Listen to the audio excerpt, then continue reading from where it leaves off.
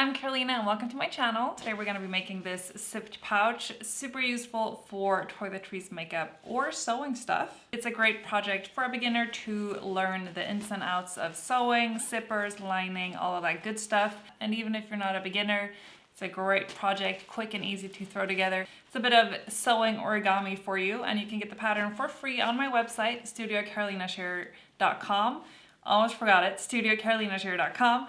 I'm gonna put the link in the description as well. Usually I have written instructions with illustrations for all of my patterns, but for this one, there's only this video, so make sure to follow along. And for new pattern releases and sewing tips and tricks in general, you can follow me on Instagram at studiocarolinashare, so same name as here. And if you do make this, please take a picture and tag me, because I would love to see what you make. Without further ado, let's get started.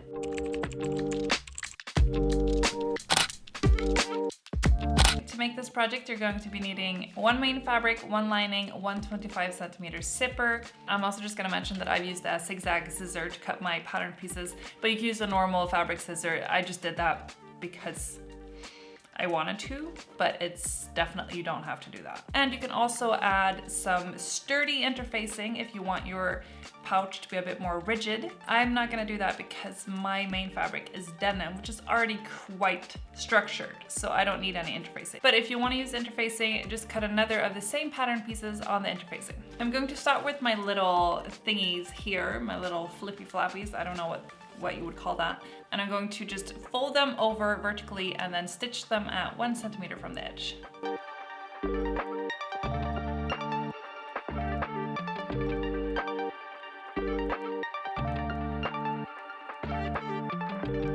Then with the seam allowance folded open, I am going to flip it inside out. I use a scissor to do this. I don't know if I would recommend that. It's a bit risky.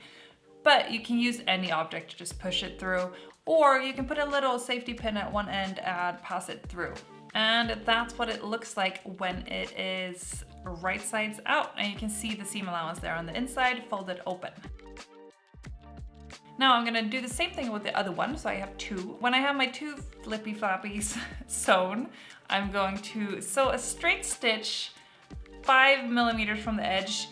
Doesn't really matter, you just want it less than 1 centimeter from the edge because you don't want the seam to be visible. This is just to hold it together.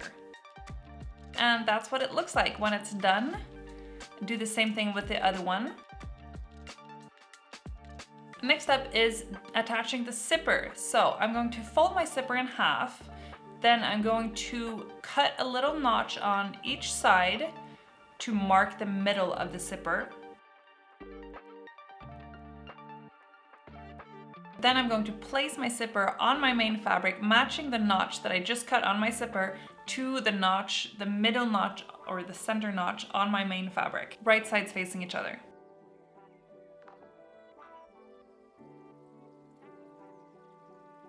And then I will do a basting stitch just to keep that zipper in place before I do my final zipper stitch. And I'm going to change my presser foot to a zipper foot before I start sewing. I'm also just gonna open my zipper a little bit in the beginning so I can place my presser foot comfortably on the zipper. And then when I get to where the cursor is, I will lift my presser foot, keeping my needle still in my fabric, and just close my zipper and sew past it.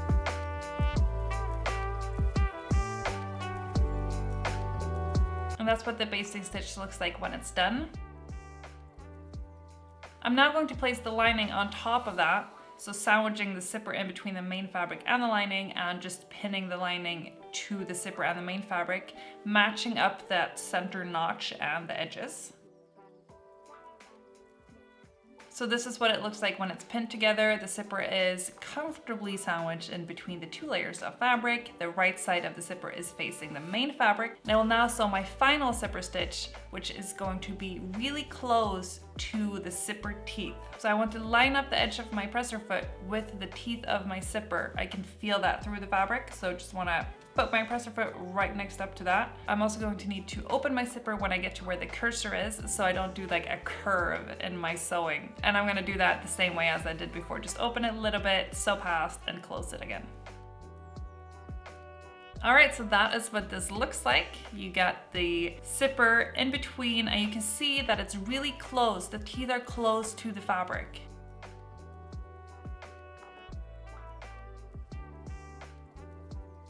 And what I'm going to do now to keep the lining from getting caught in the zipper when I open it, I'm going to make an understitch. And I'm going to lock the lining to the seam allowance. So I'm going to fold the seam allowance out towards the lining. I'm going to flip the lining on top and sew those two together. So I'm going to switch my thread so it matches my lining. And I'll switch my presser foot back to my normal presser foot. And then I'll just sew my understitch, and you can choose how far you want this from the zipper. Mine is like, what, 5 millimeters? A little bit more, maybe 7, but it's up to you. Also, almost no seams on this is visible, so you don't have to worry about sewing nice seams. But this is like one of the only seams that is visible, so this is your time to shine. Make a really nice seam there. And that's what it looks like. You can see the dark lines are the zipper lines, and then the red one is the understitch that we just did.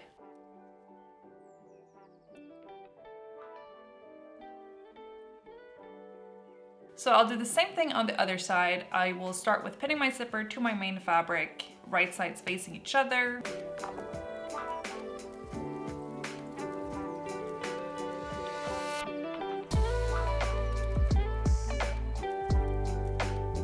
Do my basting stitch just like I did before. Switching out my presser foot to my zipper foot again.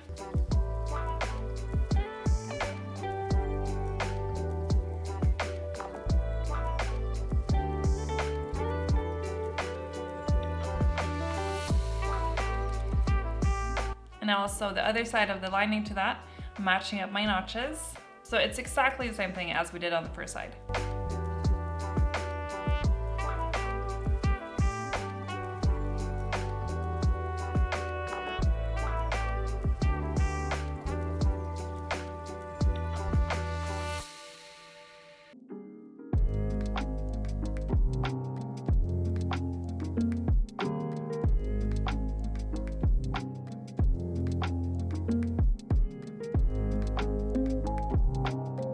So the only thing that's missing is the understitch, and you can see here now when I open it that one of the linings is bubbling out a little bit, and it's because there's no understitch there.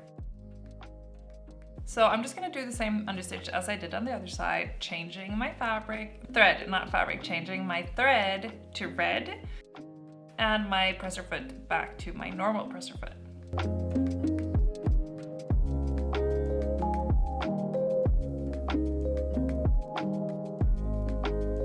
And there you have it, a beautiful understitch.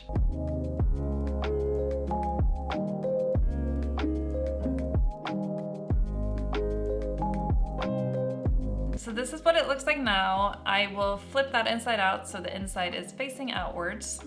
And now this is the potentially slightly tricky part. We're going to sew the lining separately and the main fabric separately. So I'll start with just pinning my lining together. I'll match my center notch up with the center of my zipper and then edge to edge. And this is what that looks like. So I have not pinned my main fabric to my lining, only my lining. And then I'll do the same thing with my main fabric, and I'll add my little flippy floppy in the middle there. So that one goes above the zipper or on top of it.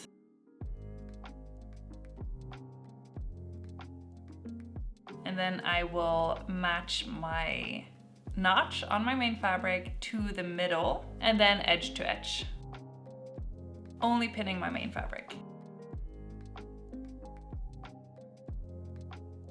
And that's what it looks like, kind of like a butterfly in a way. And now I'll do the same thing to the other side.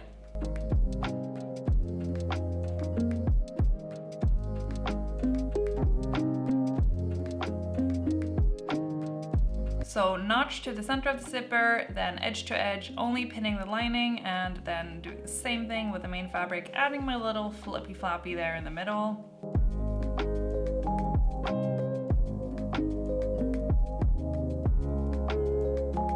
And there you have it, both sides pinned. And now I will sew 1 centimeter from the edge on the edge, like the end of this. So I'll start with the main fabric, sewing to the center, and then I'll do the same thing with the lining, not sewing where the zipper is. So not sewing the middle, only from the edge into the center, and then stopping where the zipper is, because I don't want to sew the main fabric and the lining together.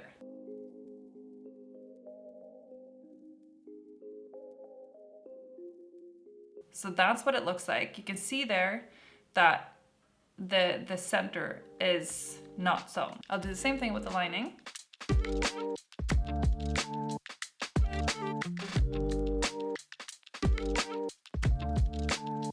And the zipper is still not sewn. So I have the end into the center of both my main fabric and lining, and then I've stopped sewing where those two fabric meets.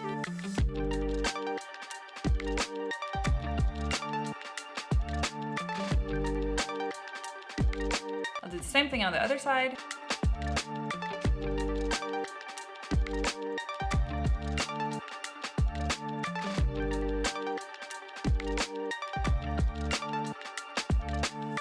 And there you have it. So you have that little center that is not sewn. And now we're going to stitch it together. And we're just gonna shove it all in under the presser foot, stitch the zipper, flippy floppy, lining, main fabric together. And you want to sew this on the main fabric side because you want your seams to match up on the main fabric. But if they don't really match up on the lining, it's okay, because it's not gonna be visible when it's all flipped inside out.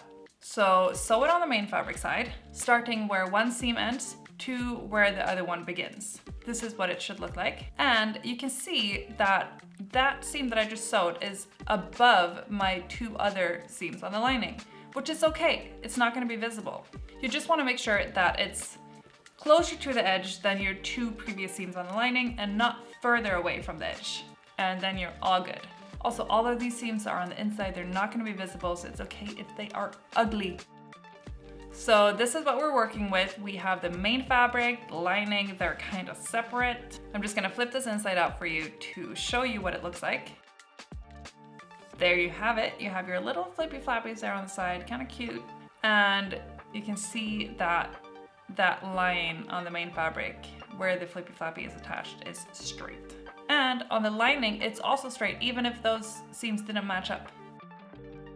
So I'm gonna flip it back with the inside outwards, and we're now gonna make the corners.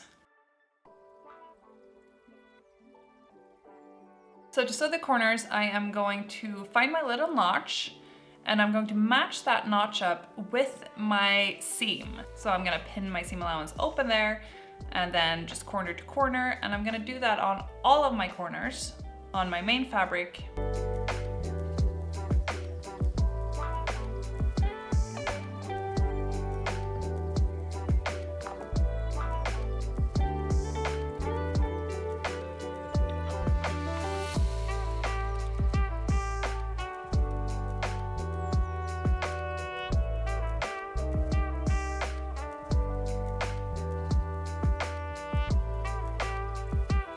And that's what it looks like. And then now that I've done my main fabric, I will do my lining, and I will do only 3 corners on my lining because I need to leave one open in order to be able to flip the bag inside out when I'm done. So I'm doing the exact same thing as I did on the main fabric.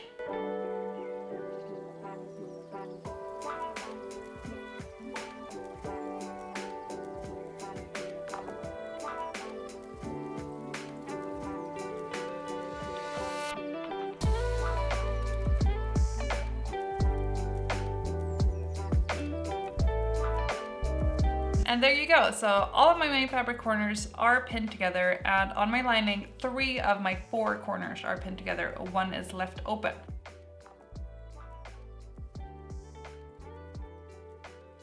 Now I will sew these corners together 1 centimeter from the edge on the main fabric and on the lining. So starting with my main fabric.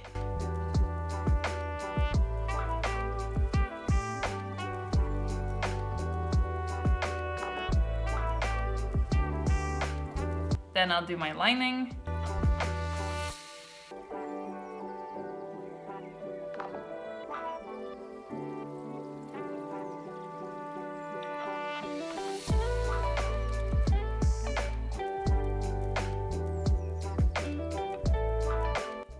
And there you go. So my lining corners are sewn together and my main fabric corners are sewn together.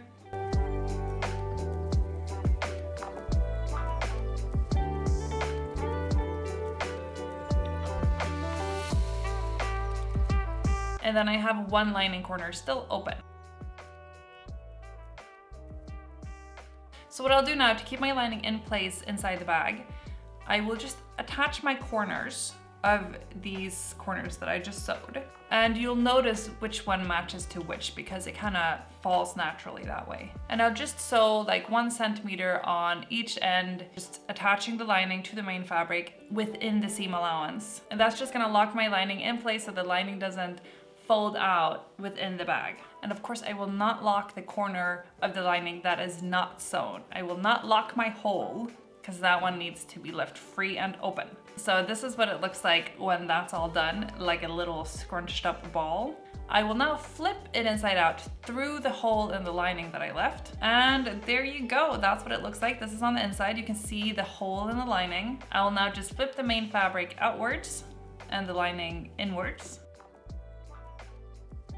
And that's what it looks like. So we're almost done. I'm just going to close the hole in the lining. So I'll take it out here and I will pin it together the same way as I pinned the other corners, but I will fold the raw edge of the fabric inside when I pin it.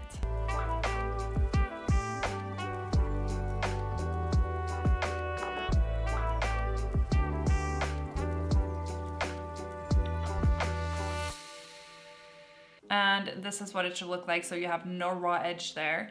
And then I'll stitch it with as little seam allowance as I can, so maybe 2-3 millimeter seam allowance.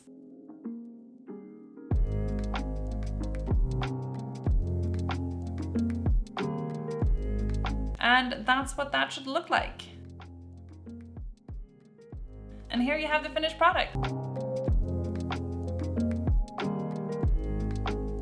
Inside is looking nice and neat. And the corner that was open, it looks like this. So there's a little seam allowance there, but it's not really visible. It's not gonna be bothersome when using it.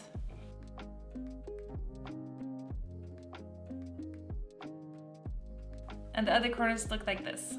And there you have it. Super cute, easy to make, great gift for someone or for yourself. If you made it this far, thank you so much for watching. I hope you enjoyed the free pattern and I'm looking forward to seeing your stitch pouches on Instagram, so please don't forget to tag me. If you like this video, please subscribe to my channel for new patterns and sewing and makes in general. See you next time. Bye.